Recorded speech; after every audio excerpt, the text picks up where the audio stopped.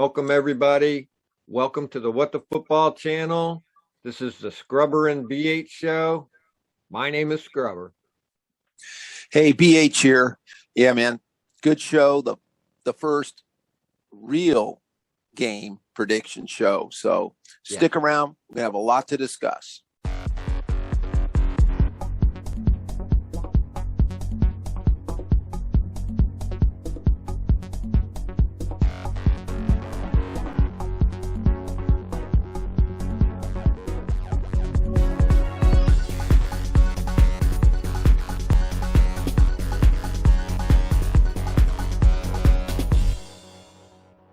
Welcome back, everybody. You're in the right place. This is our prediction show for the upcoming game against the Chargers.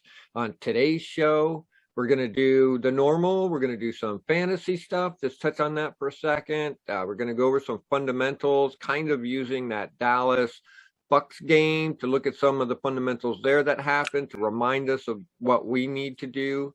We're also going to do a bit of a scouting report on the Bolts.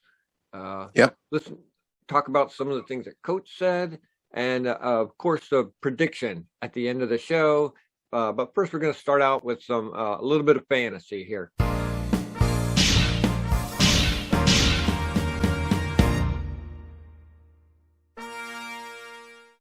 Yeah, man. Things are in full swing. The first game was Thursday. I was looking at my main team. I have 4 teams. My one 16-year team. I'm a commissioner. I was actually able to land. Yeah, I got the Washington defense and Antonio Gibson. That makes it a little fun. Nice. You got to grab guys from all over.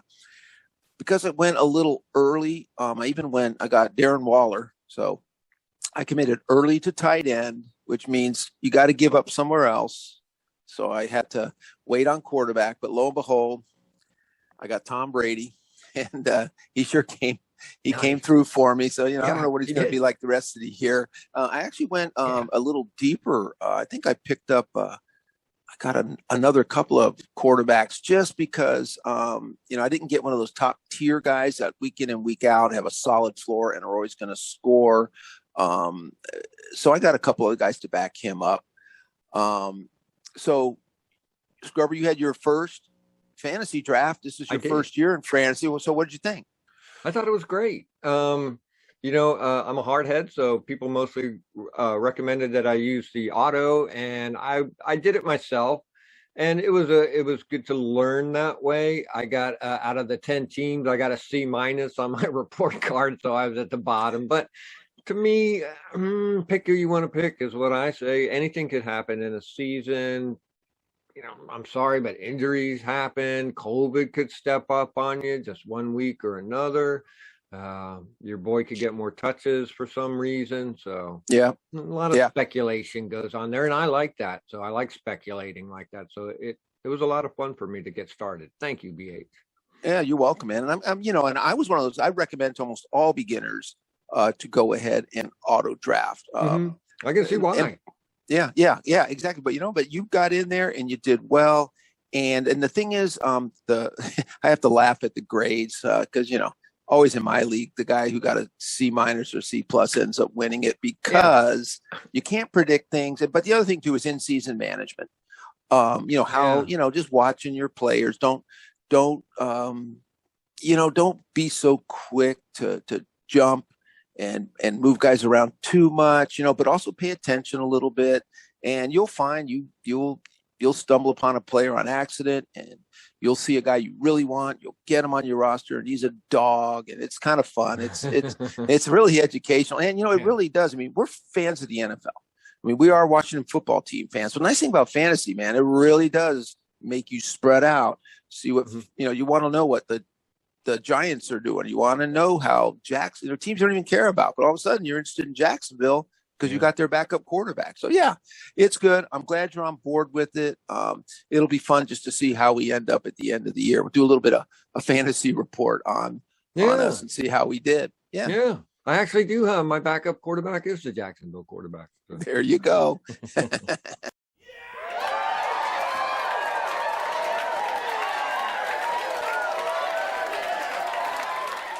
the fundamentals that really matter. And so just on that point, you can see what an offense is going to do. You can see what a defense is going to do. You know what you're going to get out of those things. It's kind of like politics. You know what one side's going to do, the other side's going to do, but it's those people in the middle you need to sway. That's that little margin there is what makes or break to either side. And that's what special teams is. If your punter can get them down inside the 5 on that hash mark, if your kicker can make that kick. And so, case in point there was Dallas's kicker, missed that first field goal and then lost by a field goal. So, and he also shanked an extra point, I think. He dinged it. He doinked it. It's crazy. And then they forced him to try and kick a 60-yarder. So that was kind of weird. Yeah, you're right. And it was a great game, and it was a lot of fun. I didn't think they looked that rusty. But like to your point, fundamentals. You looked at the things, because we always talk about that. Yeah. But some of the fundamentals are we looked at we talked about it, Leonard Fournette. That was a tough catch that he had to have. Yeah.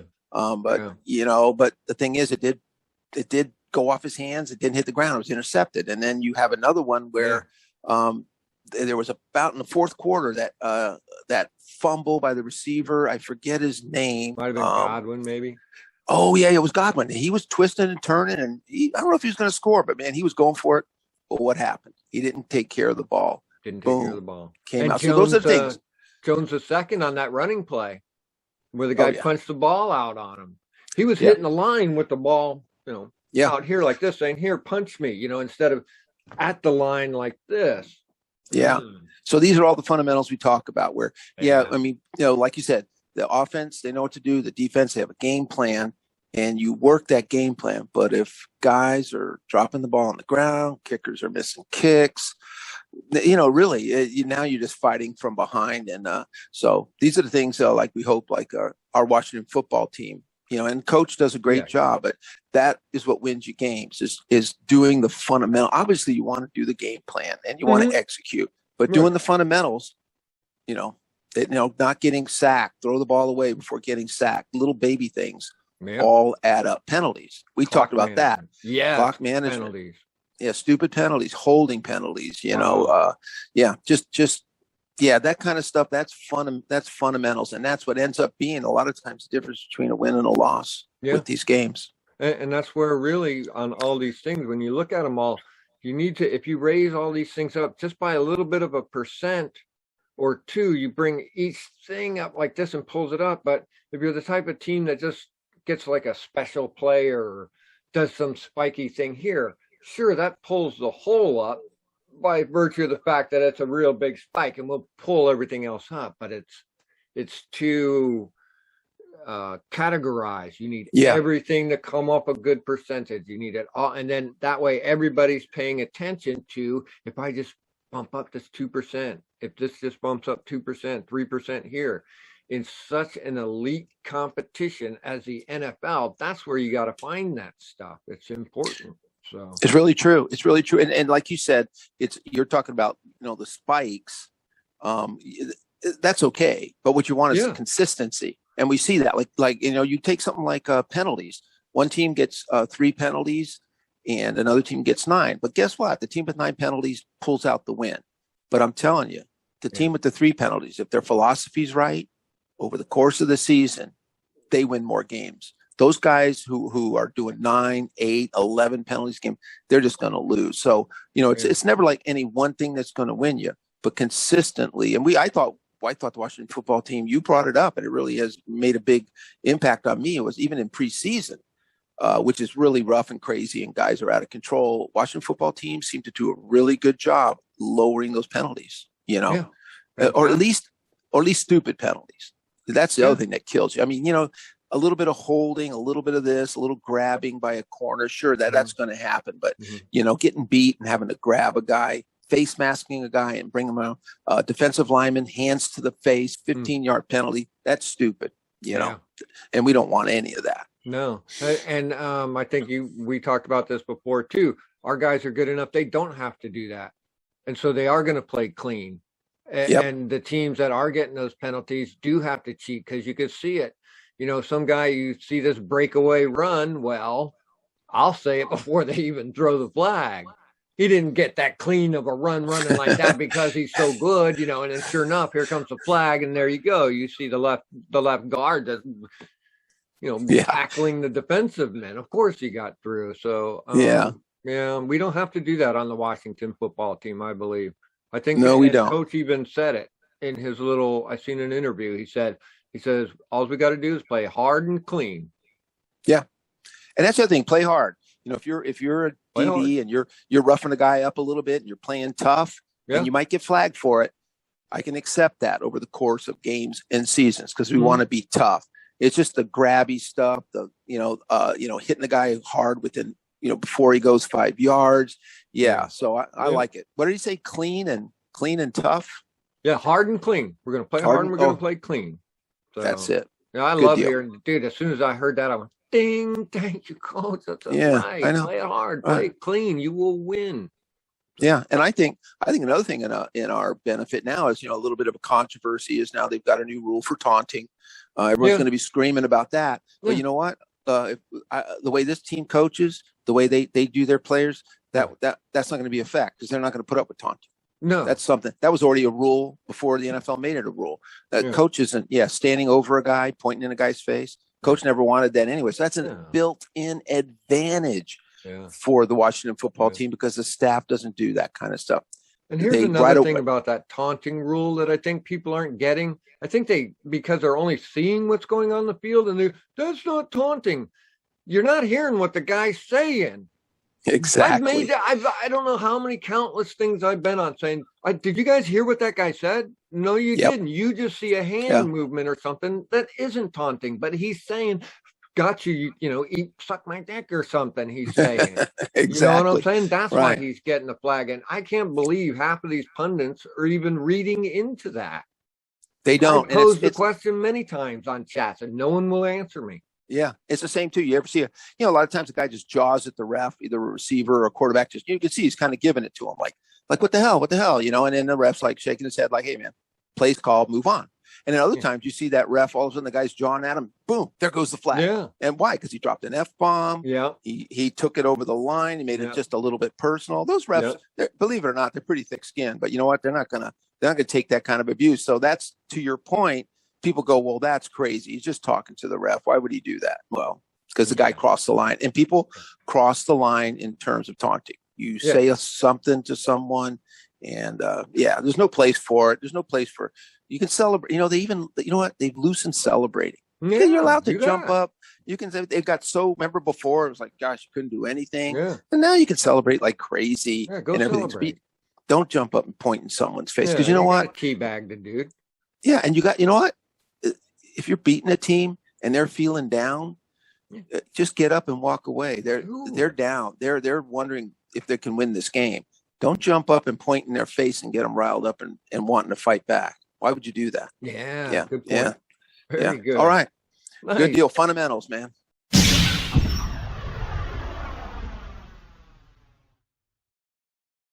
Yeah, man. Let's talk about the Chargers. Yeah, a little bit about our guys too. What's going on maybe with some of our players as well.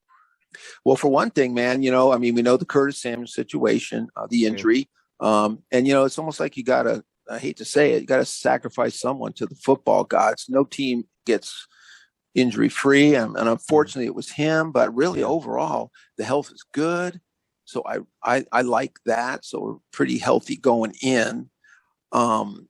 And I think, establishing the run against this team, they do have a good coach and a good system, but I think we can run against them. So I'm really excited to see our running backs because I think that's really kind of how we want to do things. I mean, we'll throw for sure. Chargers front seven, I don't. I mean, you can't compare everybody to the Washington football team. That's not fair. Right. I don't think the Chargers front seven is a bad group. But I don't think they're anything special. They're down linemen except for Bosa. I mean, who is a really good defensive end and good sack guy too. So he's someone you have to worry about. And I know Derwin James is finally back, a real Hmm. injury prone guy who's a real stud. I mean, if he's healthy, that helps them a whole bunch. But I think we can run against this team. And I think they've got a new coach, right? Staley. Chargers, Staley. What do you Yeah. think? Yeah, I think he's great. He's a bit of a younger guy. Seems like a West Coast guy. Yep. I saw an interview with him. He looked like he had mad respect for us. Some of the questions thrown at him, he was like, he seemed almost like scared. It was good, but he looked like he was up to the challenge. The way he talked, he's setting them up to do good things. And I think Yeah. he understands the Washington football team and did his homework. And so I think the Chargers are going to be ready for us. I think I thought it was going to be a looser game than it was before, but Yeah. with Herbert back there and stuff, they're a point scoring machine if they can keep that going. So, but yeah, I do like their coach. So, Yeah. and Yeah. their He does. coaching staff, excuse me, Yeah. they rebuilt just like Washington did, if I'm not mistaken. Yep. They up their game in that area too, and I think that's vitally important. Yeah, they did. They did do a guy. I like with you. I saw some of his interviews and his philosophy. Coming over from the Rams. Mm-hmm. And so yeah, I think as far as challenge, like I said, I think we can run against this team. It'll be they do have some good receivers. Keenan Allen, Mike Williams, some other younger guys, some deep bomb threat type guys. I think our DBs are up to the challenge there. Yeah. But Herbert showed, he can. He has a good wide receiver crew.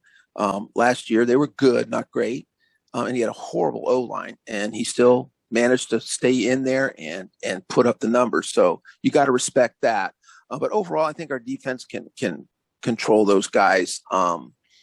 Now, one guy in their defense, Bosa, I'm pretty sure he will line up over our right tackle in that area. So our rookie Cosme's he's gonna be facing a big challenge. I bet they give him some help.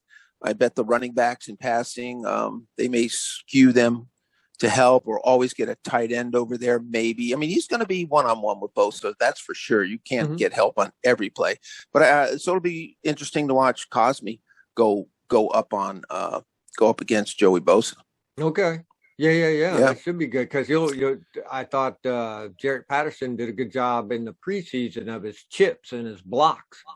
Yep. So he kind of throws himself at it. So if he's in there, you're probably looking at him doing some blocking. So for sure. Hey, you know what? Put Sammy Reyes in there and have him and Cosme just beat the living crap out of Bosa all game. Work him out. Yeah. And he's good. I mean, he's good against the run too. But you know what you got with those pass rusher guys like that, and there's some good guys like that. You got to run at them. You can't always run away from them because what, they come from the backside anyway. But you want to beat them up a little bit, go at them a little bit. Don't always run from them. So that's a part of establishing the run is that just beat them up. Beat them up, man. Push them back, and if a guy like Bosa, if you force him into always be tackling and fighting to stop the runner, it does slow him down a little bit on his pass rush during the course of a game. Yeah. So they got Keenan Allen, a really good possession receiver. He's a smart guy. He'll I'm pretty sure William Jackson will probably be on him. They'll move him around a bit, but Jackson will I'm not sure if he's ever played against him, but he's played against a lot of top tier receivers. It'll be a challenge, but I think he's up for it. And I'm glad we have someone like William Jackson. Because Keenan Allen's a guy who'll get 11 catches and 140 yards. He just starts to get in guys' heads because he's a pure route runner. He's always where he's supposed to be when he's supposed to be. He's not flashy, but after a while, he just gets in guys' heads because he can just get open. Yeah, that's like Doug Baldwin when he played for the Seahawks. He wasn't anything special, but God, he could just be in the right place at the right time and could catch almost anything that was thrown at him. So right. Yeah, exactly. And quarterbacks just love that. They have confidence to know, nothing worse for a quarterback to, because they're always under the gun. I mean, they're always got 300-pound guys coming for them, and to turn and throw and your guy rounded off his route a little bit and it goes out of bounds, man, you lose confidence really quick in those guys. Yeah. So I'm trying to think. Chargers got a new kicker. Mike Badgley got let go, so they brought in a new guy. Yeah. We'll see how that goes. I'm trying to think if there's anything really new. Not really. I mean, Staley did inherit a team that's pretty set up. Yeah. I mean, he didn't have to come in like, to a junk pile, like Urban Meyer in Jacksonville. I right.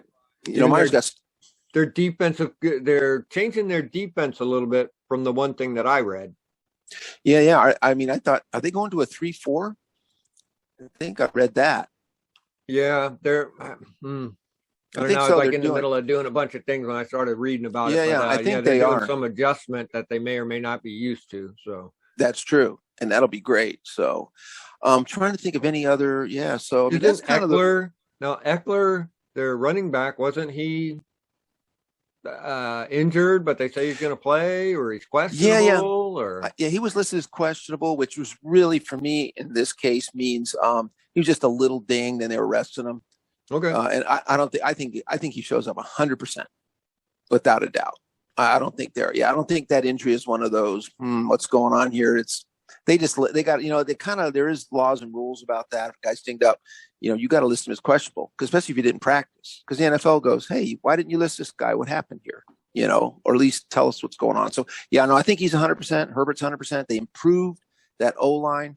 That's a challenge because we do have a great D, but they did a lot to improve that O-line. Now, the good thing, we talked about this before, is that, this is their first, regular season game together. So thank gosh we're playing this O-line week one. To gel together. Like, sure. Third, fourth game, you should be coming together really good. And yep. They got some good guys. I mean, by week 9, barring injuries, I think you see a big improvement with that Charger O-line. So, nice. Yeah. It'll be good, man. I'm glad it's at home to start. Yeah, that's gonna be good. I'm gonna be watching it right here there you go. Have it right there. Loving it. Very good. Well, we did touch on some of the things that Coach talked about. I just only saw a couple interviews with him and a little bit of interview with Staley. Yeah. So what did Coach have to say?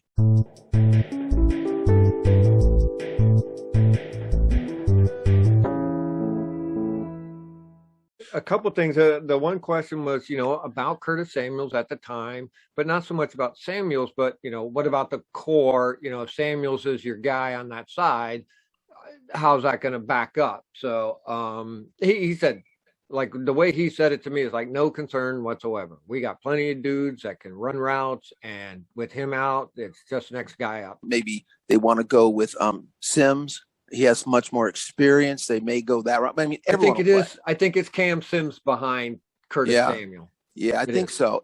And I think you'll still see Diami out there, and we'll get Humphreys in the slot quite a bit. So see, that just goes to show you, man. I mean, just going out. I mean, they did get Curtis Samuel, but they also drafted Diami Brown. They also brought in Humphreys, who has a history with Fitz. So that's good because, losing Curtis Samuel for 3 to 5 weeks, it won't be that detrimental.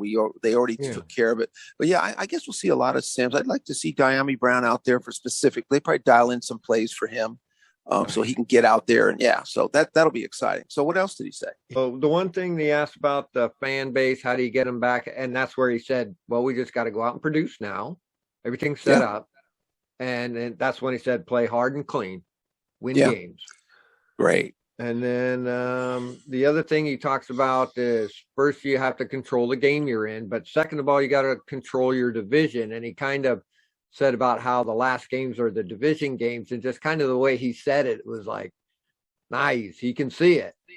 Yeah. Oh, them last 5 games are all division games. And he can see it. So he's happy about that. I'm happy about that. So, well, that is the coach's corner. And look at where we are now. We're at the prediction.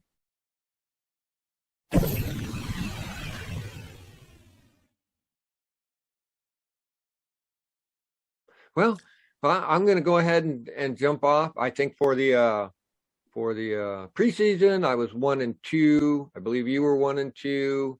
Yep. These guys over here were 2-1, so they did really good. So they did.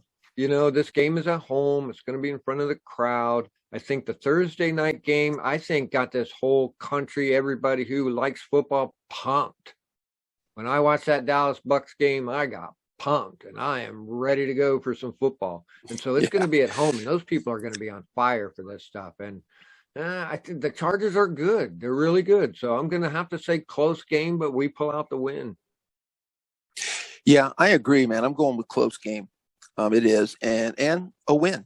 I mean, I think they've got the matchup. I think the fact that a big factor is a disciplined team. Yeah. Coach's second year with this team. Everyone's got, most everyone's got a year in the defensive and offensive systems now. They're not having, to learn the nomenclature and everything like that. You're at home. The Chargers have to go all the way to the East Coast. Yeah. East Coast stats bear that out. Doesn't guarantee you a win, but over the course of the years, you look at teams come from the West Coast to the East Coast, it's really tough. And I think that will be the thing to get us over the hump because, like you said, they're a solid team. So yeah. I say a W, man. Awesome. Hell yeah. Well, of course, now we have to go to the AI so that we have to allow them to make their choice. We're open-minded here. So Yep. All right, here's Scully and Turtle guarding the quarter. Hang on, guys. Be careful here. All right. Here we go. As usual, you're gonna make the call, right? Okay, man. If it's heads, Washington football team victory. If it tails, it's a Bolts victory. Let's do it. It's tails. Okay. AI going against the grain. Tails. Okay. If this keeps up, we got to get a new quarter. Yeah. I got some pesos laying around here, so Yeah, send you one of them. That's right. I'll take it. God, that quarter. Well, good. Well, we need to, we have to have some kind of aggregate going on here between all of us. And it's just like everywhere else, even these NFL pundits and everywhere else on the planet. It all works out to 8-9 or 9-8. It's rare you see the guy get 15-2.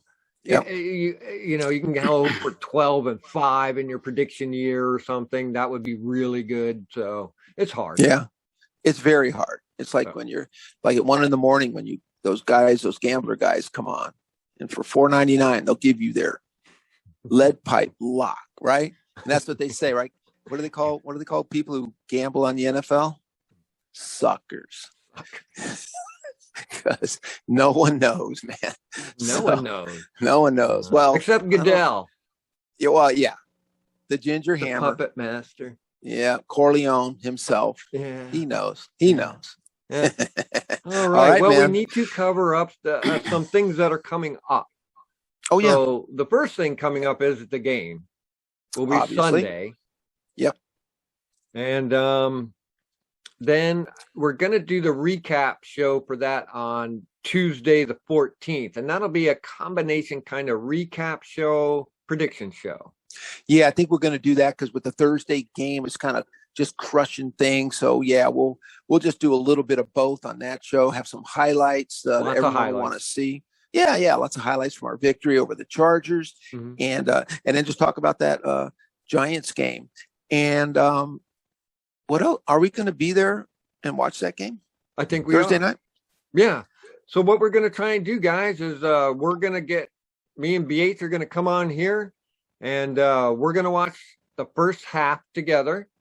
So if you want to join us here while we watch the first half, we might call a little play-by-play, do some color commentary, and then we'll drop everybody off at the halftime and let you finish up the game at home. And if people like that, or want to say something in the comments, would you like us to stay for the whole game?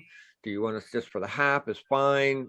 This is all experiment, people. So for Thursday night, we will come on at about 8:15.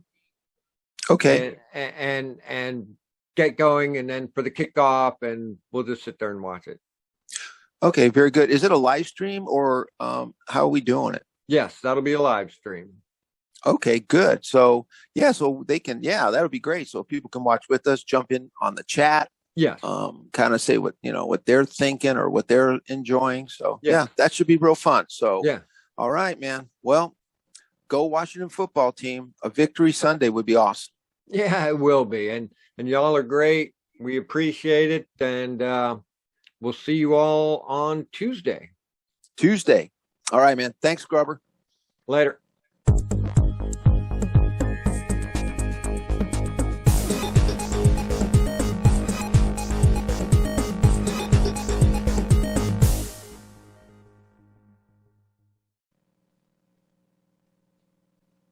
Fuck, dude, we did a whole fucking show.